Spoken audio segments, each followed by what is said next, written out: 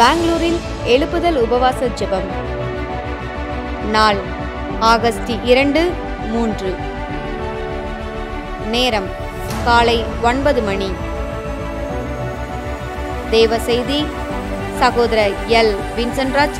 ஆவியானவர் சொல்றாரு, பலத்தினாலும் அல்ல, பராக்கிரமத்தினாலும் அல்ல, உன்னை தடுக்கிற, உன் முன்னேற்றத்தை தடுக்கிற, உன்னை ஒடுக்குகிற அவன் இல்லாமலே போவார். சகோதரி கலா வின்சென்ட்ராஜ். உங்களையும் நிரப்ப விரும்புகிறார். அது யாரா இருந்தாலும், எந்த வயதை சேர்ந்தவங்களா இருந்தாலும், சின்ன பிள்ளையா இருந்தாலும், பெரிய முதிர்ந்த வயதுள்ளவர்களா இருந்தாலும், ஆண்டவர் தம்முடைய ஆவியை உங்களுக்கு தர விரும்புகிறார். அல்லேலூயா. இடம் ஈட்டன் நினைவு ஆலயம், ஜெயநகர், பெங்களூர். தேவ பிள்ளைகளே, இந்த எழுப்புதல் உபவாச ஜெபத்தில் கலந்து கொண்டு தேசத்தின் எழுப்புதலுக்காகவும் குடும்பத்தின் ஆசீர்வாதத்துக்காகவும் இணைந்து ஜெபிக்க உங்கள் யாவரையும் அன்போடு அழைக்கிறோம். மேலும் விவரங்களுக்கு கீழே உள்ள தொலைபேசி எண்ணை தொடர்பு கொள்ளுங்கள்.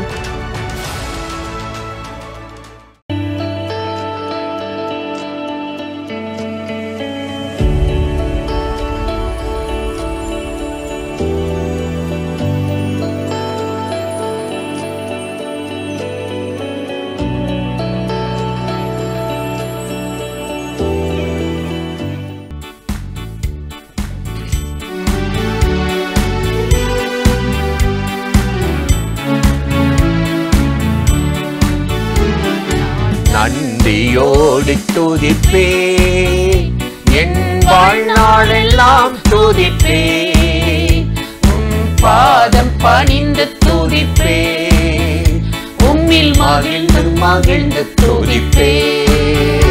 நான் நன்றியோடு துதிப்பே, என் வாழ்நாளெல்லாம் துதிப்பே, உம் பாதம் பணிந்து துதிப்பே, உம்மில் மகிழ்ந்து மகிழ்ந்து துதிப்பே.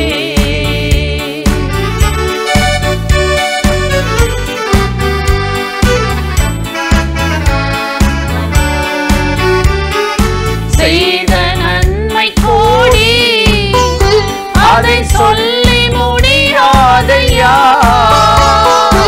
செய்த நன்மை கோடி, அதை சொல்லி முடியாதையா. அதை நினைத்து நினைத்து நெஞ்சம் நன்றி சொல்லி மகிழுதையா. அதை நினைத்து நினைத்து நெஞ்சம் நன்றி சொல்லி மகிழுதையா. நான் நன்றியோடு துதிப்பே, என் வாழ்நாளெல்லாம் துதிப்பே, பாதம் பணிந்து துதிப்பே, உம்மில் மகிழ்ந்து மகிழ்ந்து துதிப்பே.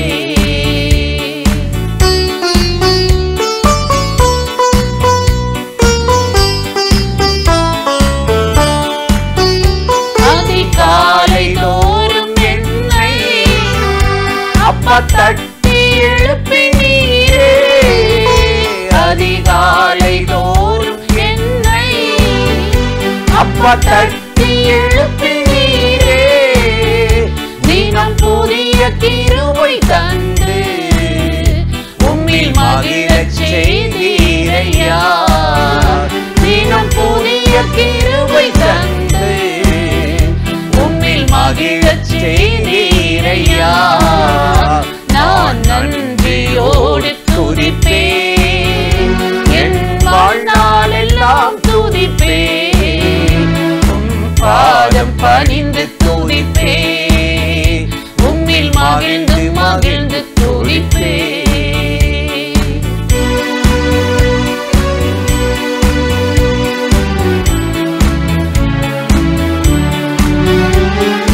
தாயின் வயிற்றில் என்னை உருவாக்கும் முன்னே அறிந்தே. தாயின் வயிற்றில் என்னை உருவாக்கும் முன்னே அறிந்தே. பெயரை சொல்லி அழைத்தே, உம் பிள்ளையாக மாற்றினே. பெயரை சொல்லி அழைத்தே, உம் பிள்ளையாக மாற்றினே. நான்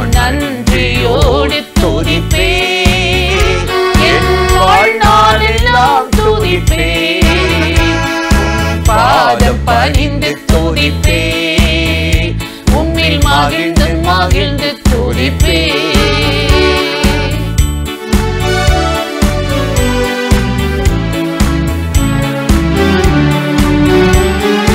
புது பாடல் எனக்கு தந்தே, உம் நாமம் பாட பாடு. புது பாடல் எனக்கு தந்தே, உம் நாமம் பாட பாடு. அபிஷேகம் எனக்கு தந்தே, சாத்தானை ஜெயித்து வாழ. அபிஷேகம் எனக்கு தந்தே, சாத்தானை ஜெயித்து வாழ. நான் நன்றியோடு துதிப்பேன், என் வாழ்நாளெல்லாம் துதிப்பேன். பாதம் பணிந்து துதிப்பேன், உம்மில் மகிழ்ந்து மகிழ்ந்து துதிப்பேன். நான் நன்றியோடு துதிப்பேன், என் வாழ்நாளெல்லாம் துதிப்பேன். பாதம் பணிந்து துதிப்பேன், உம்மில் மகிழ்ந்து மகிழ்ந்து துதிப்பேன். பிரியமானவர்களே, ஆண்டவராகிய இயேசுவின் நாமத்தினாலே இந்த காலை நேரத்தில் இயேசுவை தினம் பார்ப்போம் என்ற இந்த நிகழ்ச்சியின் மூலமாக உங்களை சந்திப்பதில் மிகுந்த மகிழ்ச்சி அடைகிறேன். கர்த்தர் நல்லவர், கிருபையும் இரக்கமும் நிறைந்தவர். இந்த நாளிலும் கட்டாயம் நம்மை ஆசீர்வதித்து நடத்துவார். இன்றும் கூட வேதத்திலிருந்து ஒரு வசனத்தை உங்களுக்கு ஞாபகப்படுத்தி சில காரியத்தை சொல்லி ஜெபம் பண்ணுவது நல்லது என்று உணர்ந்தேன். மத்தேயு 23:35 இயேசு ஒரு வார்த்தை சொன்னார். என்ன சொன்னார் தெரியுமா? ஆபேலுடைய இரத்தம் முதல் பூமியிலே சிந்தப்பட்ட சகரியா தீர்க்கதரிசின் இரத்தம் வரைக்கும் இந்த பூமியிலே வாழ்கிற சந்ததியினிடத்தில் கணக்கு கேட்கப்படும் என்றார். பார்த்தீங்களா? இங்கே ஒரு இரத்தத்தை குறித்து கணக்கு கேட்கப்படுமா? எதுக்கு இரத்தம் சிந்திருப்பாங்க? அநேக பரிசுத்தவான்கள் வாழ்ந்தாங்க. அவங்களெல்லாம் பூமியில் யாரும் ஏற்றுக்கொள்ளலை, கொலை பண்ணாங்க. மத பிரச்சாரம் பண்ணுறாங்கன்னு இன்றைக்கி நடக்குது. கொலை பண்ணுறாங்க, கடத்துகிறார்கள், பிள்ளைகளை கடத்தி நரபலி செலுத்துகிறார்கள். அரசியலில் நான் வளரணும், போட்டியாக நிற்கிற ஆளை கொலை பண்ணுறாங்க. வியாபாரத்தில் எனக்கு போட்டி. ஆமாம், இப்படி பல அரசியல் கொலைகள் நடக்குது. நிறைய ரத்தம் சிந்திக்கொண்டே இருக்கிறார்கள். பூமி தீட்டுப்படுகிறது. இப்படிப்பட்ட பொல்லாங்கு நிறைந்த இந்த உலகத்தில் இந்த இரத்த பழிகள் ரத்தம் சிந்தி அவங்க காலத்துக்கு முன்னாடியே மறைக்கும் பொழுது பூமியிலிருந்து அந்த இரத்தம் கூக்குரலிடுகிறது. ஆண்டவரே, அநியாயம் பண்ணிட்டானே, அபகரிச்சிட்டானே, என் சொத்தை என்னை ஏமாற்றிட்டானே, நீங்கள் பழி வாங்காமல் இருப்பீங்களா என்று அந்த இரத்தம் கூக்குரலிடுகிறதா. நீங்கள் வேதத்தை வாஸ்து பார்த்தீங்கன்னா, காயின் என்றவன் இருந்தான். கர்த்தர் ஆபேலையும் அவனுடைய காணிக்கை அங்கீகரித்ததுனால இதை இவனால் ஏற்றுக்கவே முடியல. எதுக்கெடுத்தாலும் கர்த்தர் என்றான், தேவனை துதிக்கிறான், பலி செலுத்துகிறான். நான் ஆடு மாடு மேய்ச்சி ஒரு முன்னேற்றம் இல்லைன்னு சொல்லி ஆபேலை தனியாக கூட்டிகிட்டு போய் கொலை பண்ணிட்டான்.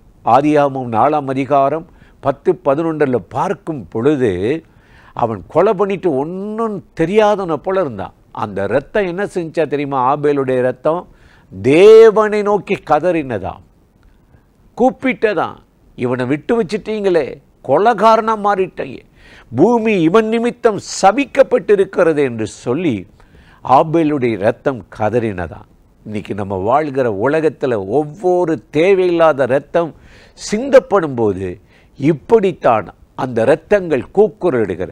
அதனால தான் பூமியில் மழை பெய்யலை, பஞ்சம் வருகிறது, விளைச்சல் இல்லை, சமாதான குறைவு, கொடிய கொள்ளை நோய்கள், சண்டைகள், யுத்தங்கள் நடந்து கொண்டே இருக்கிறது.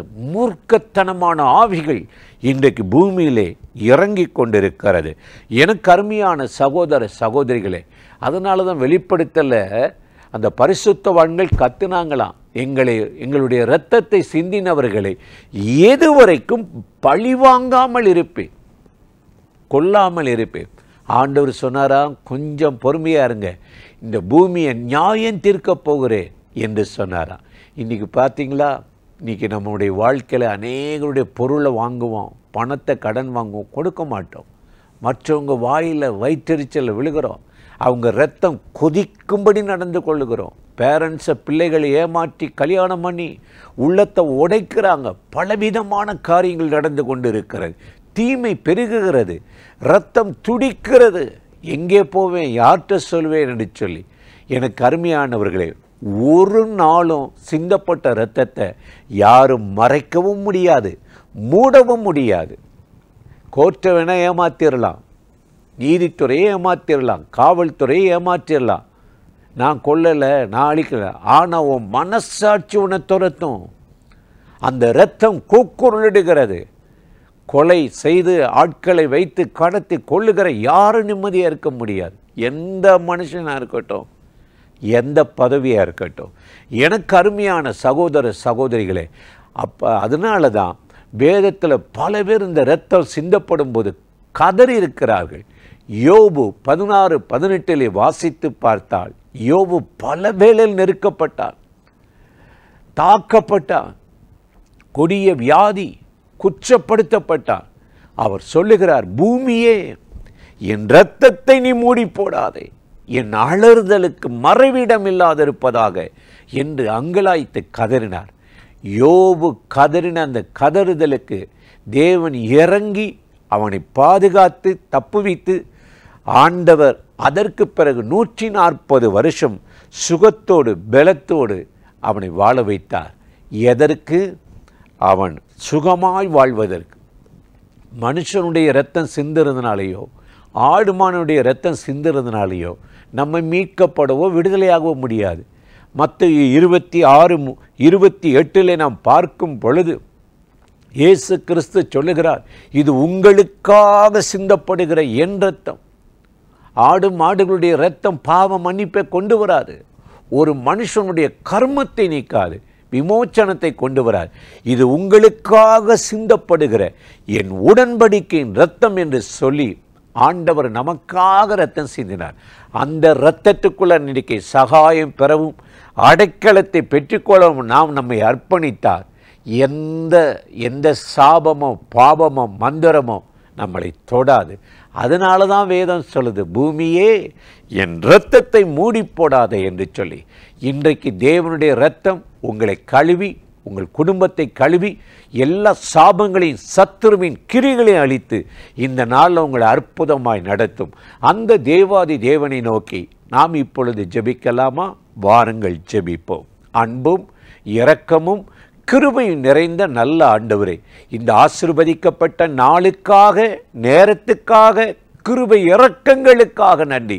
இப்பொழுது யாரெல்லாம் அந்த நிகழ்ச்சியில் இணைந்து இயேசுவின் இரத்தம், பரிந்து பேசுகிற இரத்தம் எனக்கு ஒரு விடுதலை தரட்டும் என்று கூப்பிடுகிறார்களோ அத்தனை பேருக்கும் கிருபாசன தண்டிலே இரக்கத்தை பெறவும் சகாயத்தை பெறவும் ஆண்டவர் கிருபை தாரும், கிருபை தாரும்.